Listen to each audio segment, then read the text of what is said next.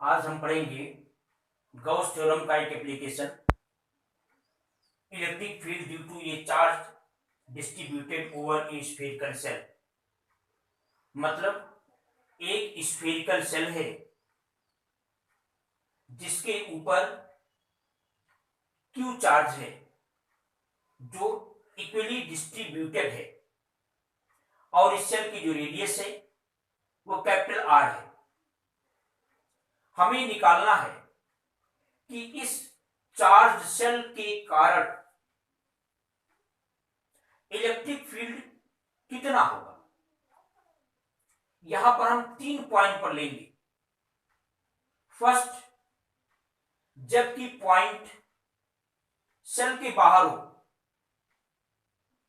मतलब if the point is outside of the shell, यानी यहां पर पी हो। सेकेंड पॉइंट ये लेंगे कि जब ये पॉइंट इस स्फेरिकल सेल के सरफेस पर हो। थर्ड पॉइंट ये लेंगे कि जब ये इस स्फेरिकल सेल के अंदर हो, विद इन द स्फीयर। तो पहले फर्स्ट पॉइंट पर चर्चा करते हैं कि जबकि पॉइंट, फिर से एक बार सुनिए, ये एक स्फेरिकल सेल है, इसके कारण और इस पर जो चार्ज है वो क्यू है और वो इक्वली डिस्ट्रीब्यूटेड है। तो हम फर्स्ट पॉइंट ये लेंगे कि अगर कोई point outside of the shell है, मतलब इस पॉइंट की जो डिस्टेंस है इसके सेंटर से स्मॉल आर, वो कैपिटल आर यानी स्फेरिकल सेल की रेडियस से अधिक हो, तो इस पॉइंट पर इंटेंसिटी ऑफ इलेक्ट्रिक फील्ड कितनी होगी। यानी इसका फर्स्ट पार्ट ये है कि when capital R is greater than small R is greater than capital R. तो हमें चूंकि गॉस के थ्योरम का उपयोग करना है और जो गॉस थ्योरम है वो केवल क्लोज्ड सरफेस के लिए ही सही है, उसी को फॉलो करता है। तो क्या करेंगे, हम एक गॉसियन सरफेस खींचेंगे, एक हम कॉन्सेंट्रिक स्फीयर लेंगे, मतलब एक ऐसा स्फीयर लेंगे जिसका सेंटर वही हो जो स्फेरिकल सेल का हो और उसकी रेडियस स्मॉल आर हो, जिससे कि ये जो पॉइंट है, ये पॉइंट पी, वो उस गॉसियन सरफेस पर आ जाए। तो देखें, यहां से ऐसे हम एक कॉन्सेंट्रिक स्फीयर खींचेंगे। तो देखिए ये गॉसियन सरफेस है जो स्फीयर के रूप में है और उसका सेंटर वही है जो इस स्फेरिकल सेल का है। अब क्या करें, इस पॉइंट पी पर हम एक छोटा सा एरिया लेते हैं डी ए। तो डी ए की जो डायरेक्शन होगी वो कहां होगी, इसके परपेंडिकुलर होगी। और देखें इस पॉइंट पर जो इंटेंसिटी ऑफ इलेक्ट्रिक फील्ड की डायरेक्शन होगी, यानी इलेक्ट्रिक फील्ड की जो डायरेक्शन होगी वो रेडियल होगी, यानी इसी डायरेक्शन में होगी। तो यहां देखें इस छोटे से स्मॉल एलिमेंट के लिए जो ई और डी ए है वो दोनों पैरेलल होंगे। तो इस छोटे से पार्ट से पास होने वाला जो इलेक्ट्रिक फ्लक्स होगा वो कितना होगा, वो होगा ई डॉट डी। और इसका अगर हम इंटीग्रेशन करेंगे तो क्या मिलेगा, इस पूरे जो गॉसियन सरफेस है उससे पास होने वाला इलेक्ट्रिक फ्लक्स, मतलब जो टोटल इलेक्ट्रिक फ्लक्स होगा फाई ई होगा क्लोज इंटीग्रल ई डॉट डी। अब देखिए यहां पर ई और डी ए की जो डायरेक्शन है वो सेम है, यानी ई और डी ए के बीच का जो एंगल है वो 0 डिग्री है। तो क्या हो जाएगा, यहां पर ई डॉट डी हम जानते हैं a dot b is equal to होता है ए बी कॉस थीटा, तो यहां हो जाएगा ई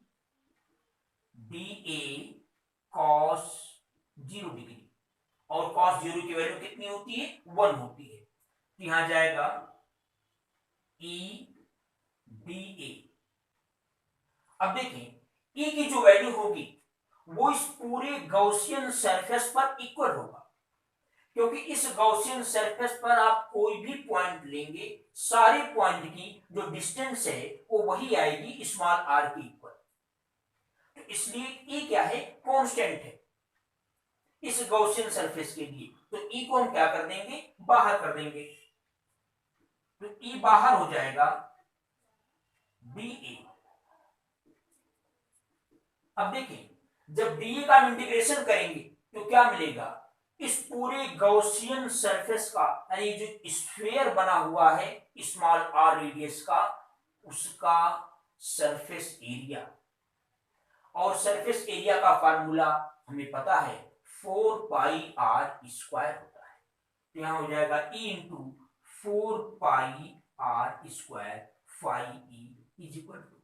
इक्वेशन 1 हो गया ये। अब अकॉर्डिंग टू गॉस थ्योरम,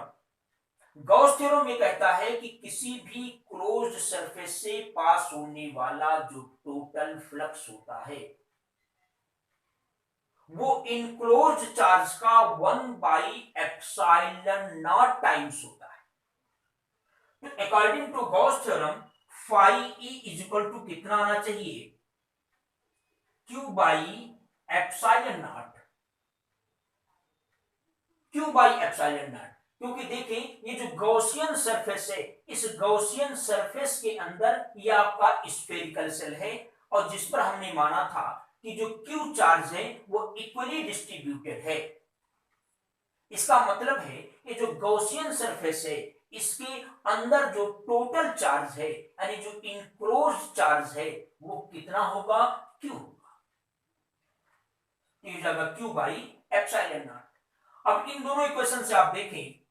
दोनों का लेफ्ट हैंड साइड इक्वल है तो राइट इक्वल होगा, तो e into 4 pi R square q by epsilon not, तो ई इज इक्वल टू हो जाएगा 1/4 pi epsilon not q by R square, ये आया। इसका मतलब है अगर कोई स्फेरिकल सेल है उसके आउटसाइड में अगर कोई पॉइंट है तो उसका फार्मूला ये होगा। और हमने एक चीज और भी पढ़ा है, जरा ध्यान दीजिएगा कि अगर कोई पॉइंट चार्ज हो तो उससे आर डिस्टेंस पर अगर कोई पॉइंट होता है तो उस पॉइंट पर इलेक्ट्रिक फील्ड कितना होता है 1/4 pi epsilon not q by R square, ये हमने पहले पढ़ा है। तो इसका मतलब है कि ये जो स्फेरिकल सेल है ये बिल्कुल ऐसे ही बिहेव करता है जैसे सारा का सारा इसका जो चार्ज हो वो कहां हो सेंटर पर, यानी सारे चार्ज को हम सेंटर पर मान करके फार्मूला लागू कर सकते हैं। इसका जो सेकेंड केस है वो ये है कि जब ये पॉइंट इस स्फेरिकल सेल के सरफेस पर हो यानी यहां पर हो, यहां पर मतलब जब r is equal to capital R हो, तो ऐसी सिचुएशन में क्या करेंगे जहां जहां पर स्मॉल r है वहां पर कैपिटल R ले लेंगे, तो जब स्मॉल r के स्थान पर हम कैपिटल R लेंगे तो क्या आएगा formula E is equal to q by 4 pi 1/4 pi epsilon not q by capital R का स्क्वायर, यानी आएगा E is equal to 1/4 pi epsilon not q by R square. तो इसमें जो कोई अंतर नहीं है, अगर बाहर वाला होगा तो स्मॉल r रहेगा, अगर ये पॉइंट सरफेस पर होगा तो स्मॉल r के स्थान पर हम कैपिटल R, इसका मतलब रेडियस ऑफ स्फेरिकल सेल रखेंगे। अब देखें थर्ड केस में क्या है कि जब पॉइंट इस सरफेस के अंदर हो यानी यहां पर हो, यहां कहीं, यानी जब small r is less than capital R, यहां पर पॉइंट P है, तो क्या करेंगे फिर एक हम गॉसियन सरफेस खींचेंगे, एक कॉन्सेंट्रिक स्फीयर खींच रहे हैं, मतलब एक ऐसा स्फीयर जिसका सेंटर यही हो, ओ हो, और इसकी जो रेडियस है वो स्मॉल आर, ये स्मॉल आर है, इस तरह से ये स्मॉल आर रेडियस का हमने एक स्फीयर खींचा जिसका सेंटर वही है कैपिटल ओ, और ये जो हमने गॉसियन सरफेस खींचा है इसी के सरफेस पर ये पॉइंट पी है। तो अभी हमने पढ़ा था कि phi e is equal to e dot d a, ये होगा ई डॉट डी ए, और गॉस थ्योरम में कहता है कि phi e is equal to, according to Gauss theorem phi e is equal to होता है क्यू बाई एप्सिलॉन नॉट। यहां पर क्यू क्या है, इनक्लोज्ड चार्ज है, मतलब कि जो हमने गॉसियन सरफेस लिया है उसके अंदर का चार्ज होना चाहिए। अब देखें जो हमने गॉसियन सरफेस लिया है, ये जो डॉटेड लाइन से आप देख रहे हो, ये इस स्फेरिकल सेल के अंदर है, और जो सारा का सारा चार्ज है वो तो इस सेल पर है, जो इसके बाहर है, इसके आउटसाइड है। मतलब इस गॉसियन सरफेस के अंदर कोई भी चार्ज नहीं है, और यहां पर क्यू का मतलब होता है इनक्लोज्ड चार्ज, मतलब जो गॉसियन सरफेस के अंदर का चार्ज है वही हम लेंगे। तो यहां पर इस गॉसियन सरफेस के अंदर कोई चार्ज नहीं है, तो कोई चार्ज ना होने का मतलब है ये phi e is equal to क्या हो जाएगा, जीरो। तो यहां देखें गॉस थ्योरम से phi e is equal to zero आ रहा है, और इलेक्ट्रिक फ्लक्स वाले फार्मूले से फाई इज इक्वल टू इतना आ रहा है। इसका मतलब है e dot d a is equal to zero. अब यहां देखें डी ए तो जीरो होगा नहीं, ये तो सरफेस एरिया है तो जीरो हो नहीं सकता, तो इसका मतलब है ई क्या होगा, जीरो होगा।